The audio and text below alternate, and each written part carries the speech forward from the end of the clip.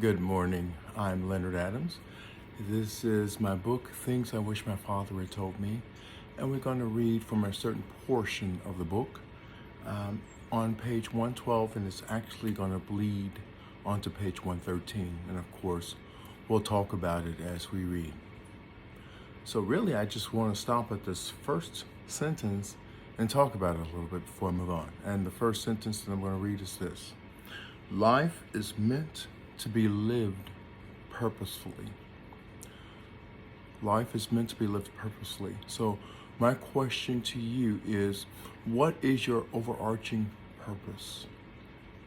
What is your motivator? What is your reason? Why do you function from day to day? Is it simply to make money? Is it to finance the part of your life that you're not at work? Is it a greater meaning? What purpose does your life serve? And if you haven't thought about your purpose, then you're not living a purposeful life. Think about your purpose and realize that life is meant to be lived purposely. And when we don't live life purposefully, life seems hollow, and it seems boring, and it seems mundane, and it seems frustrating. And there's so many other things that are part of a life that is not lived purposefully. A life that is not lived, or a life that is only lived accidentally, just responding to things that happen as they occur without prior planning for anything that may happen in life. So life needs to be purposeful. Going on, we admire those who, when they speak, really have something wonderful and profound to say. What then is the purpose of silence? Is it simply because you've run out of things to say? Or can it serve a more powerful purpose? Can silence have, at best, as much meaning as speaking? We know that the people we admire are the ones who have wonderful, excellent things to say, things that change our lives when they open their mouths. They're not just speaking for the sake of diluting noise. They're not just speaking because they're uncomfortable with silence, but they're speaking because they actually have something to say. And are there people who are uncomfortable with silence? Absolutely. Are there people who simply speak because they want to fill the air because they don't want to face the silence? Absolutely. Is silence scary? It can be. It can be, particularly if you have an unexamined life. If you haven't looked back on your life and you haven't dealt with the things that creep up when you don't want them to, the thoughts that creep up from the past, the thoughts about things that have happened and how you feel about those things, and the baggage you carry concerning those things. We can try to ignore those things all we want, but the fact of the matter is, we cannot ignore them forever. They will come up. If they don't come up in our actual purposeful way of dealing with them, they'll come up in relationships of any sort, friendships, romantic relationships, whatever. They'll come up and they will hurt those relationships, and they'll come up when you least expect it. They'll come up when you least expect it, and then you have to backpedal, you have to apologize, and you try to figure out, why did I respond that way? Why was I so vehement in my response to that person? That person didn't deserve the response I gave them.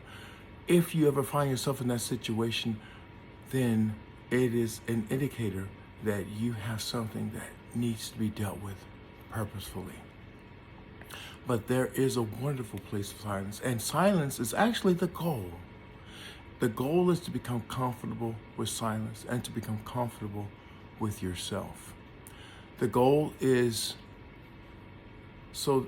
that the silence doesn't speak to you in such a way that it bombards you and overwhelms your thoughts, and you have to tune out your thinking by turning on the television or the radio or going somewhere or finding something to distract you. That's actually the goal of silence. So I ask, can silence have at best as much meaning as speaking? Yes, because the mind thinks faster than the mouth speaks. So don't keep silent because you have run out of things to say. Rather, because enlightenment is multiplied within by silence, as it is multiplied without by speaking. So as I said, the goal is silence. And why is that the goal? Because we want to grow as people. We want to become enlightened as people. We want to learn how to move to that next level of our lives where we are at peace with ourselves. And that peace comes by dealing with the things that allow silence to be profound and to be beautiful. It is to get to the place where we can be silent and life is wonderful. Where we can sit in the quiet and life is beautiful.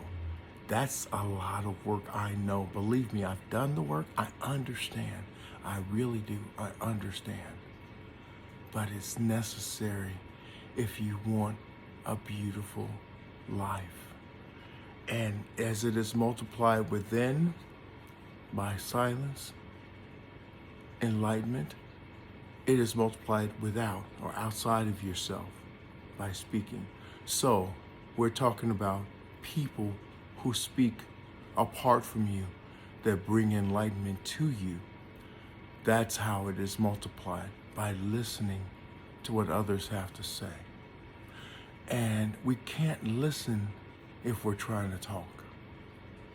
We can't listen if we're waiting for that person to take a breath so that we can interject. And we can't listen if our internal monologue is going on and droning on about the things that have hurt us. So, silence is the indicator. Work to get there, because there is beautiful.